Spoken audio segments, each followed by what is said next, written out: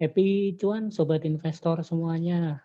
Ketemu lagi channel Eka Vlog pada weekend kali ini ya. Seperti biasa saya di setiap weekend akan selalu rutin update perkembangan market cryptocurrency, market saham dan market falas serta gold ya. Saya akan di video kali ini saya akan update dulu market cryptocurrency. Baik, saya akan share screen terlebih dahulu. Sudah terlihat ya. Jadi eh, BTC kali ini ada penurunan lagi ya.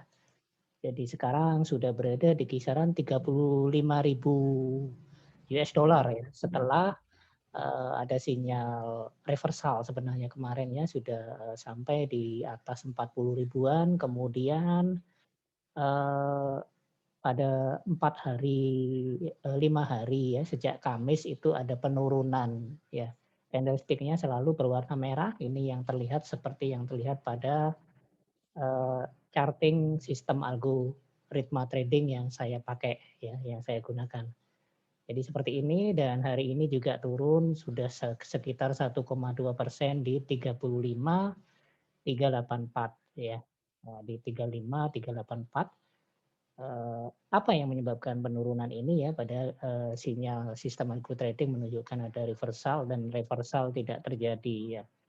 Seperti kita ketahui bersama ya, BTC ini banyak kepentingan yang bermain ya. Jadi saya akan update dulu kenapa kok seperti itu ya. Jadi ya. Nah, ini harga Bitcoin turun ke 38 US dollar, 38.000 US dollar karena adanya pernyataan The Fed ya. Pernyataan The Fed ini adalah otoritas keuangan yang di Amerika ya, jadi bank sentralnya Amerika. Pernyataannya hawkish ya, dan ini tidak hanya dialami oleh BTC ya, tetapi juga dialami oleh mata uang. Jadi mata uang yang berlawanan dengan dolar itu semua kemarin turun ya dengan adanya pernyataan The Fed yang hawkish ini. Hawkish ini artinya dolar menyebabkan dolar menguat. Ya, dan BTC sebagai salah satu yang hitungan kursnya juga melawan dolar juga kena dampaknya.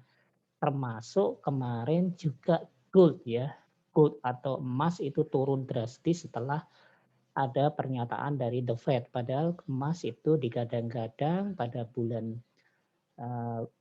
Juni ini ya itu bisa tembus di 1.900-an hingga ke 2.000 US dollar per troy ounce-nya. Dan ini ya, jadi beritanya, newsnya ini yang menyebabkannya. Jadi ini juga terpengaruh, BTC juga terpengaruh ya, sehingga BTC juga ikutan turun. Dan mata uang ya, mata uang yang melawan dolar seperti Britain pound sterling, kemudian euro, euro ya, euro mata uang Eropa, kemudian juga mata uang Australia, mata uang Australian dollar ya, mata uang New Zealand dollar, semuanya turun. Jadi kemarin dolar begitu perkasanya ya.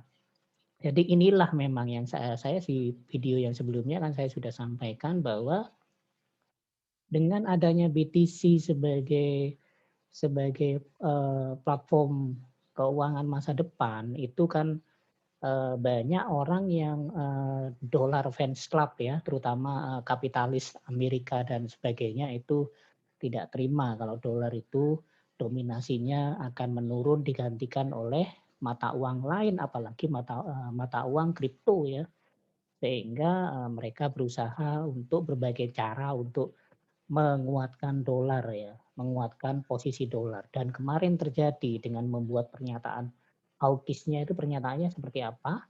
Pejabat The Fed menyampaikan bahwa kenaikan suku bunga di akhir 2023 itu bisa lebih cepat dari perkiraan. Jadi selama krisis ini kan suku bunga Amerika itu diturunkan supaya bisa menggerakkan perekonomian ya. Dan ini ternyata mereka ekonomi belum pulih ya, banyak di negara-negara berkembang seperti India itu kolab karena COVID-19 ya, dan Indonesia juga sudah mulai terkena dampaknya varian Delta itu, dan banyak beberapa negara yang juga terdampak. Pejabat The Fed melakukan pernyataan seperti ini. Ini artinya apa? Kalau suku bunganya itu dinaikkan jauh lebih cepat, berarti kan perekonomian sudah pulih. Nah, ini yang menyebabkan dolar menjadi menguat ya. Jadi ini semacam permainan kata-kata ya dari pejabat The Fed ya.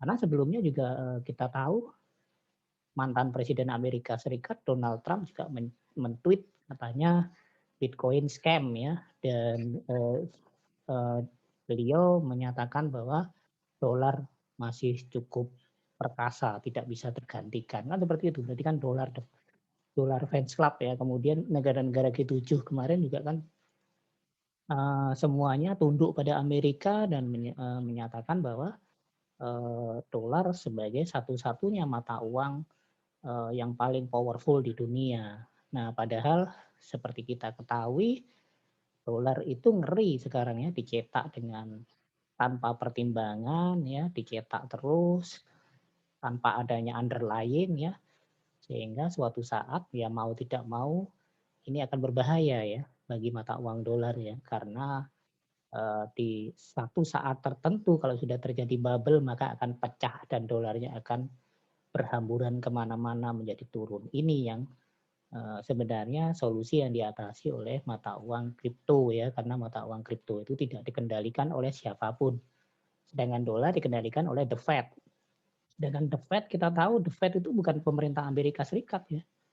The Fed itu lebih tinggi otoritasnya dari pemerintah Amerika Serikat di sektor keuangan. Nah, siapa di balik The Fed itu? Nah, sepertinya kita kalau kita bahas lebih lanjut, ada teori konspirasi ya, Rothschild dan lain sebagainya itu. Nah, seperti itu ya, yang menyebabkan BTC juga kena dampak ya. Tidak hanya BTC, kemarin juga mata uang yang berlawanan dengan dolar dan gold itu juga terlempar ya, karena dolar indeks dolar itu menguat. Nah ini. Kemudian juga ini juga pernyataan yang lain lagi yang hawkish ya, memperkirakan inflasi tahun ini menjadi 3% dari yang sebelumnya. Ya inflasi, jelas inflasi lebih tinggi karena mencetak uang secara besar-besaran, gitu ya, mencetak dolar secara besar-besaran untuk menggerakkan perekonomian Amerika ya. Nah, perekonomian Amerika bisa bergerak ya dengan diberikan uang kepada orang-orang warga negara Amerika gitu, sehingga perekonomian bisa bergerak. Nah, ini istilahnya yang disebut dengan tapering ya. IHSG ternyata juga kena dampaknya ya, dengan adanya yang trending sekarang itu IHSG kena tapering tantrum ya. Nah, itu ada efek tapering tantrum pada IHSG. IHSG juga yang sudah mulai bullish terhambat ya dengan adanya tapering yang dilakukan oleh The Fed ya. Tapering ini adalah pemberian yield obligasi yang lebih tinggi oleh pemerintah Amerika Serikat, sehingga dana-dana yang dana-dana asing yang berada di emerging market seperti Indonesia ditarik kembali ke negeri paman Sam ini. Ya, jadi seperti itu yang saya bisa bahas. Nah, ini itu juga mengalami tekanan ya, karena ada tanda-tanda inflasi yang mengkhawatirkan. Nah, seperti itu pernyataannya. Semuanya akan membebani yang berlawanan dengan dolar. Oke, itu ya. Jadi kalau kita lihat itu newsnya. Kemudian kalau kita lihat dari chartingnya, kita bisa lihat di sini tidak ada sinyal yang reversalnya gagal terjadi ya. Kemudian di sini ada ini ya, ini time frame daily, dia ada red diamond, kemudian ada diikuti tanda silang berwarna merah, itu artinya bearish continuation, dan bearish continuation-nya rupanya dia sudah menembus area demand-nya di area 37.291. dan dia sudah tembus ke bawah. Nah, ini kita perlu ekstra hati-hati ya. Titik yang harus kita perhatikan lagi adalah di ini, di 30 ribuan, 30.000 sampai dengan 31. Nah, itu ya. Kita harus wait and see untuk melihat pergerakan BTC apakah bisa tembus ke area tersebut. Kalau bisa tembus tentunya akan mempengaruhi altcoin lainnya ya. Sekarang coba kita lihat altcoin lainnya. Saya membatasi hanya membahas blockchain generasi kedua yaitu Ethereum. Ini blockchain generasi kedua Ethereum, bisa kita lihat di situ. Ethereum juga sama ya, ada penurunan tetapi kali ini penurunannya tidak ikutan lagi ya, karena Ethereum ini sebagai salah satu yang digadang-gadang untuk menggantikan BTC ya. Dari olahan dari Vitalik Buterin Ethereum ini ya, karena dia punya smart contract, cuman masalahnya sama dengan BTC ya. Dia punya smart contract, kemudian yang masalah adalah di gas fee-nya dan kecepatan transaksinya. Ini kalau hari ini dia masih hijau tapi tipis banget ya, hijau tipis sekali. Dan dia sudah tembus di area demand-nya di 2.332 US dollar. Nah, seperti itu dan sinyal lainnya juga tidak ada. Tapi kalau kita lihat optimisnya Ethereum ini awan hijaunya masih tetap ada ya, masih tetap ada, artinya aliran dana di Ethereum ini juga masih cukup kencang ya. Kemudian kita lihat untuk blockchain generasi ketiga yaitu Cardano atau ada Cardano, coba kita lihat apakah sama kena pengaruh Bitcoin juga apa enggak. Kita lihat Cardano juga hari ini naik tipis ya. Jadi sudah mulai berkurang tekanan jualnya ya karena pernyataan The Fed kemarin yang hawkish itu sudah mulai berkurang ya. Jadi kita lihat juga sinyal untuk kalau untuk Cardano untuk area demand-nya masih agak jauh ya karena sekarang masih berada di 1,4 US dollar.